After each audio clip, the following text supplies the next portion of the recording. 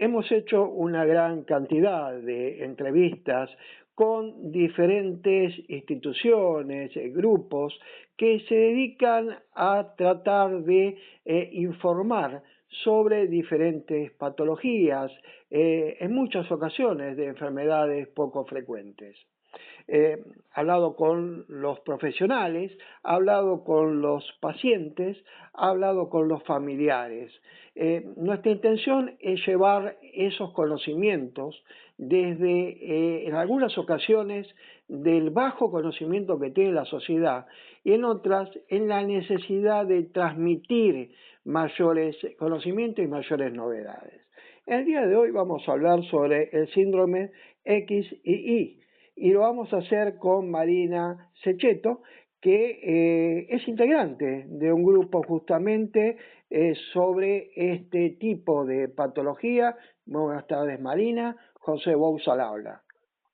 Buenas tardes, José. Muchas gracias por invitarnos a formar parte de este programa y a divulgar un poquito acerca del síndrome XI. Estamos junto con mi marido, Francisco Capani, y estamos desde hace 4 años que dimos comienzo al grupo XI sin conocer otras familias. Y hoy ya somos un grupo que convoca a familias de Argentina y de otros países de Latinoamérica. Este grupo consiste en cómo se forma, a partir de qué se forma, porque hay diferentes medios, ahora están los medios digitales. ¿Ustedes cómo están haciéndolo? Bueno, nosotros a partir del desconocimiento del síndrome, cuando nos enteramos del diagnóstico de nuestro hijo Tomás, que tiene 20 años, cuando él tenía 12 años empezamos a investigar y así llegamos a FADEPOS. No había otras familias anotadas o registradas, así que éramos la primera familia que tenía síndrome XI. Y a partir de ahí empezamos a ver de qué manera convocar a más familias y encontrarnos con otras familias, y en una de las reuniones decidimos hacer un Instagram como primer paso para darnos a conocer. Y a partir de ahí se armó toda una red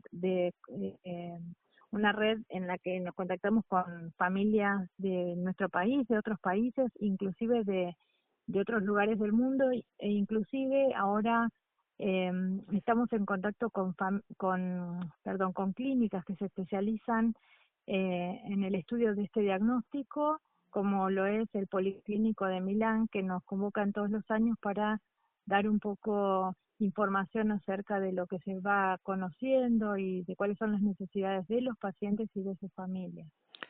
Presentado como una convocatoria en este momento, que es el síndrome XI, ¿podrías describirlo, presentarlo para un mayor conocimiento y probablemente en esa necesidad que muchas personas tienen en tratar de reconocer lo que sufre un hijo, un familiar, y sí, se puedan llegar a unir a ustedes en un futuro?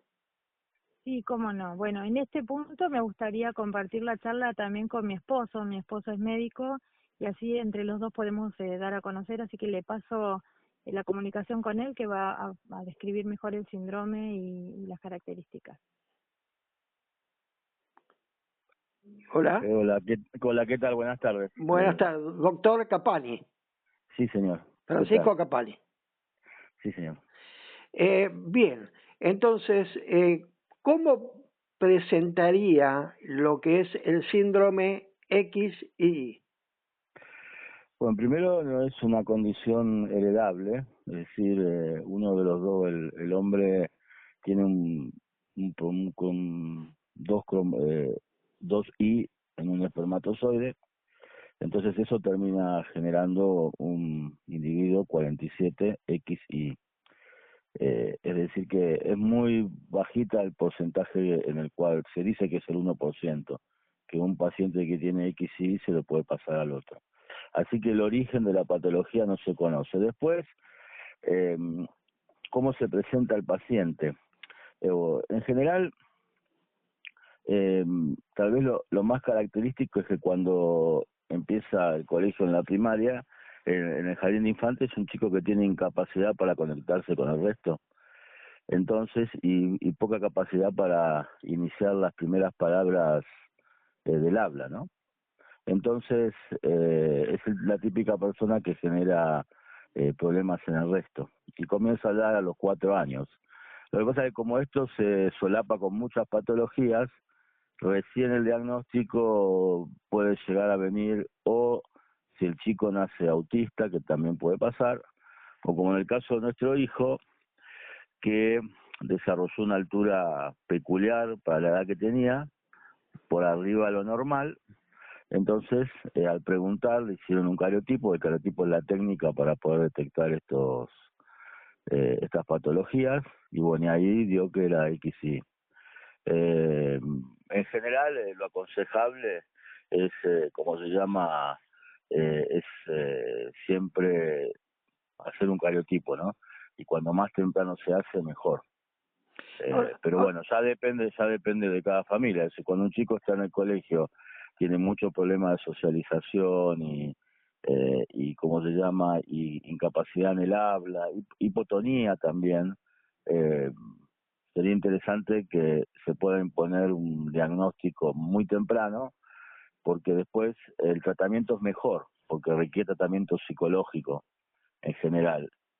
Menos médico, mucho más psicológico. Al médico también el tratamiento, a veces tienen que tomar medicación psiquiátrica, depende de la gravedad, ¿no? Porque puede pasar de la nada, puede ser que no exprese síntomas y que recién aparezca cuando el paciente quiere tener un hijo, y en general son azoospermicos, es decir, no pueden procrear hasta que aparezcan totalmente autistas. Es decir, no es un diagnóstico muy fácil, digamos, pero lo aconsejable de cualquier chico que tiene problemas de socialización en el colegio, hacer un cariotipo no genera, ¿cómo se llama? No es traumático, es simplemente sacar sangre, y si tenemos el diagnóstico temprano, es mucho mejor para el desarrollo del paciente, ¿no? En general se transita, me imagino, más de las veces con mucho tiempo donde ese diagnóstico no llega porque no se hacen los exámenes pertinentes, o directamente no se llega nunca. Sí, no, es así. En el caso de nuestro hijo, el diagnóstico fue a los 12 años y está así subdiagnosticada la patología. Pasa con muchas de las llamadas enfermedades poco frecuentes, porque no tienen un cuadro. Esto es una enfermedad poco frecuente porque la incidencia es de más de 1 en 4.000. Es decir, que si uno saca la cuenta, así a grosso modo, hay unos 10.000 pacientes en todo el país, ¿no? Pero en general está en toda Latinoamérica pasa lo mismo. Está muy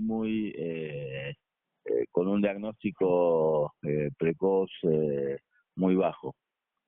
De hecho, salvo que tenga síntomas médicos muy claros, por ejemplo, en el grupo tenemos un chico que nació con hipotonía, otro que nació con problemas, ¿cómo se llama? Que no le baja, los testículos toman un tiempo en bajar, y cuando nació no estaban los testículos en su lugar, entonces llegó a un diagnóstico ambiguo. Hay casos, pero también tenemos el caso de de un chico argentino, que es el que nos hace la página de web, que él fue hace muy poquito, tiene 37, 38 años, y el diagnóstico llegó ahora porque quiso tener hijos y no podía.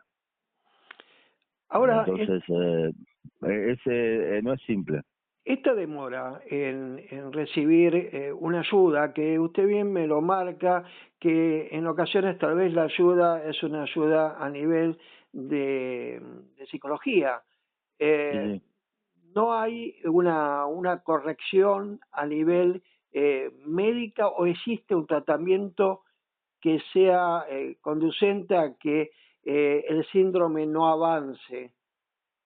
Y no, es medio complicado. El primer problema es la falta de difusión y fundamentalmente la falta de formación de los docentes, ¿no? Porque la primera aproximación a esto es cuando el chico va al colegio y no rinde como los demás compañeros. El problema es que la experiencia en general es que los docentes te dicen que la culpa la tiene el padre, que tiene que dedicarse más al hijo, y ahí comienza toda una serie de problemas que va dilatando todo. Y no hay mucha difusión, digamos, la formación lamentablemente nuestros docentes en este momento no es la mejor. Entonces, ahí me parece que radica principalmente el problema. Y después, una vez que ya tiene el diagnóstico, depende del momento en que lo tenga, ¿no? Si lo tiene temprano, se puede hacer mucho más. Ahora, si ya es tardío, el tema se complica bastante porque de lo psicológico pasamos a lo psiquiátrico, ¿no? Yo Entonces, comentaba la variedad de entrevistas que hemos hecho sobre patologías y sobre enfermedades poco frecuentes. Y, y encarar estas enfermedades por parte de la familia, me resulta interesante saber qué es lo que vive la familia, porque en el caso de ustedes, usted como profesional, a lo mejor le ha sido más, no sé si sencilla la palabra, poder asumir la enfermedad y ayudar a su hijo. Pero ¿qué vive una familia con un hijo con síndrome XY? eso es un patrón común con todas las enfermedades poco frecuentes. Sí, es verdad. En el caso particular de nosotros, como mi señora es docente y yo soy médico, uno pudo ir a discutir un poquito más en los lugares para conseguir más cosas. Pero en general es lo que pasa siempre. Cuando algo no se sabe, genera miedo. Entonces hubo mucha incomprensión de los padres, a las autoridades. Es decir, todo cambió un poco cuando nuestro hijo terminó internado, ¿no?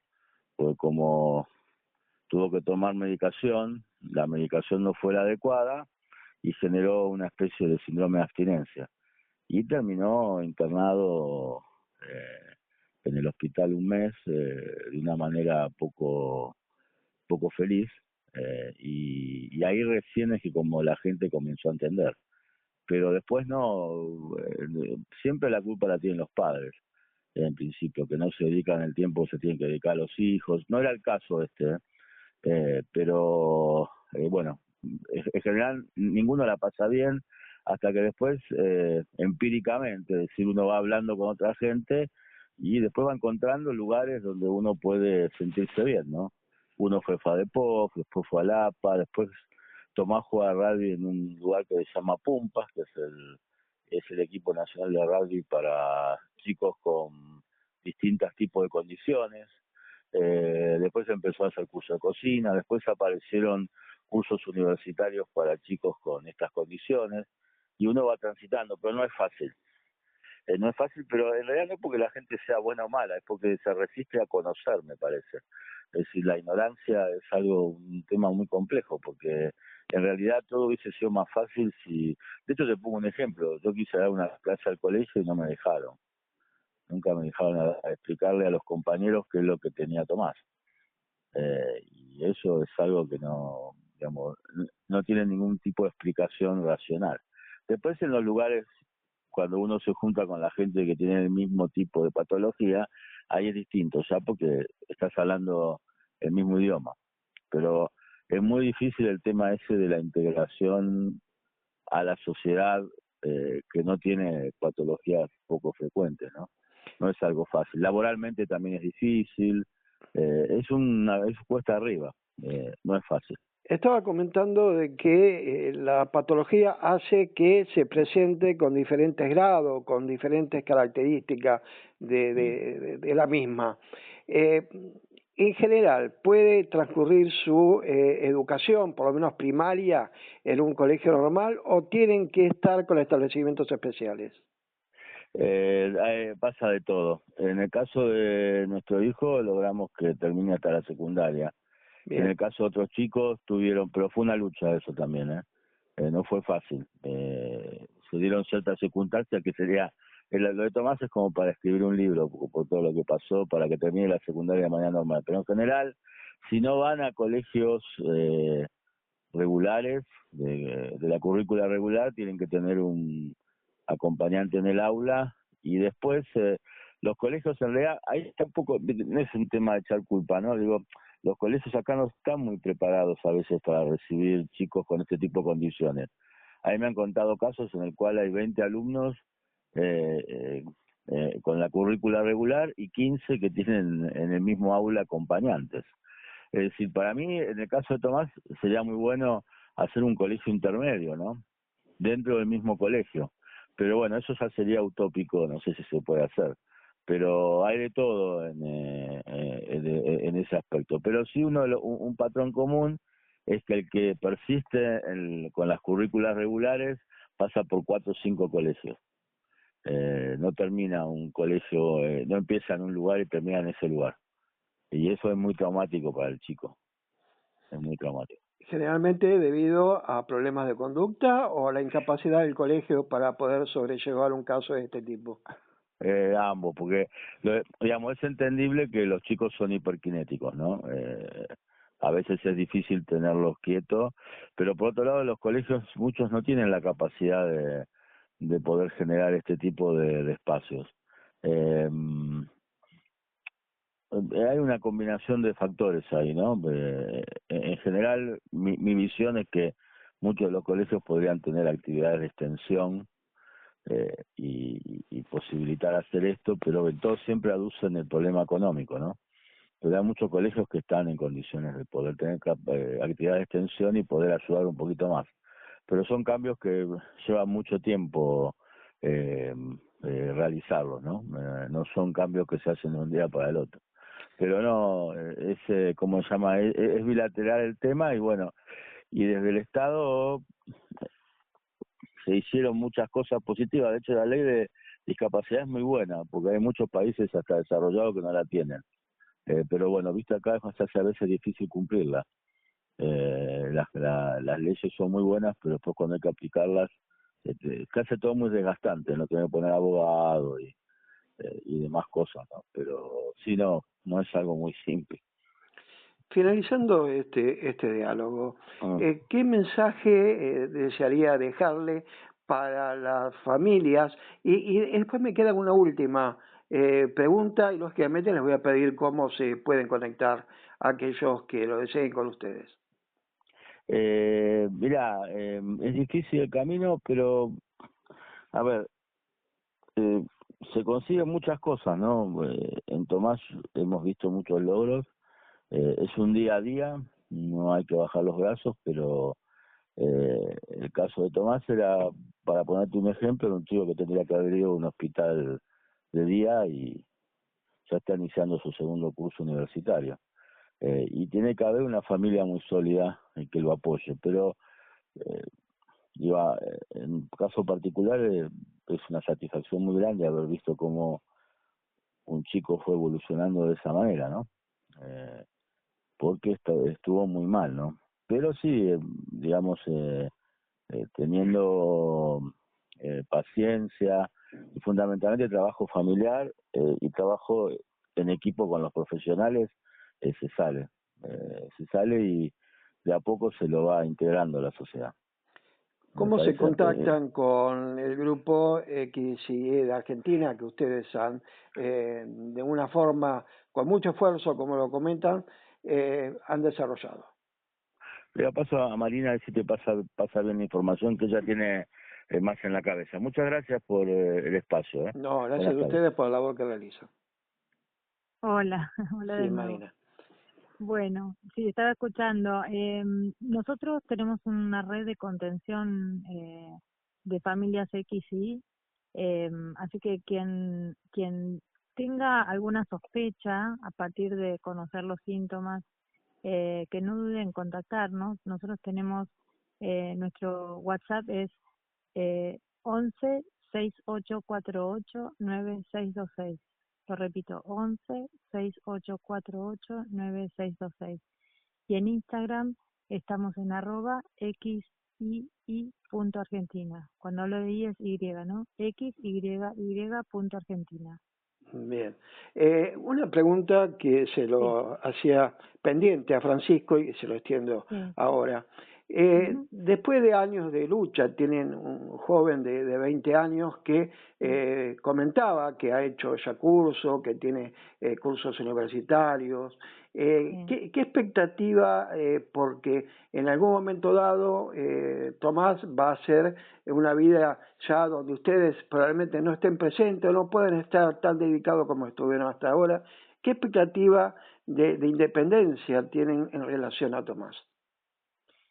Bueno, puedo hablar en el caso de Tomás en particular. Como bien explicó mi marido, la sintomatología es muy amplia, cómo se expresa el síndrome es muy amplio, pero en el caso de Tomás, particularmente nosotros estamos trabajando en su independencia y estamos trabajando con su equipo de terapeutas para que logre autonomía completa. Él es muy resuelto, pero hay ciertas cosas que hay que fortalecer en él como para pensar en que tenga una autonomía real.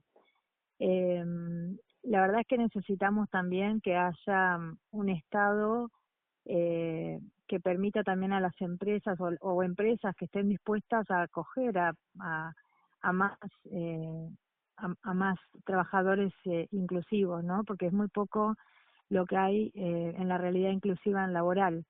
La verdad que sería interesantísimo que más empresas se abran y apoyen al trabajo de inclusión, porque hay un montón de chicos que tienen capacidades maravillosas, que pueden aportar cosas maravillosas a las empresas, pero me parece que también desde el desconocimiento, por eso es tan importante este espacio que usted está ofreciendo, ¿no? Que se conozcan las patologías y los síndromes para poder realmente dar acceso a todos y poder hablar de una inclusión real, ¿no? Así que esperamos estamos trabajando en eso, en que nuestro hijo pueda tener una vida autónoma. Esperemos que sí lo logre. En eso estamos. Tener sus oportunidades. Marina Sechetto, Francisco Capani, Grupo Síndrome XY, muchísimas gracias por la labor, como le decía Francisco recién, que han realizado, y de mi parte poder transmitir en este momento ese trabajo tan fuerte que hicieron y que seguramente a través de los años van a seguir transitándolo otras familias con las necesidades que ustedes han sabido para proteger a su hijo. Sí, permítame también decirle que somos un grupo de familias, no estamos solos, sino no, esto no sería posible. Todas las familias X y Y, en mayor o menor grado, hacen su aporte y somos realmente una comunidad. Así que bueno, pero muchas gracias también por este espacio. Extensivo entonces el agradecimiento a todas estas familias que están acompañando y a disposición cuando tengan que comunicar algo, Prensa Urbana, para que acompañen en estas iniciativas. Muchísimas gracias. Muy Buenas buenas tardes. tardes. Adiós.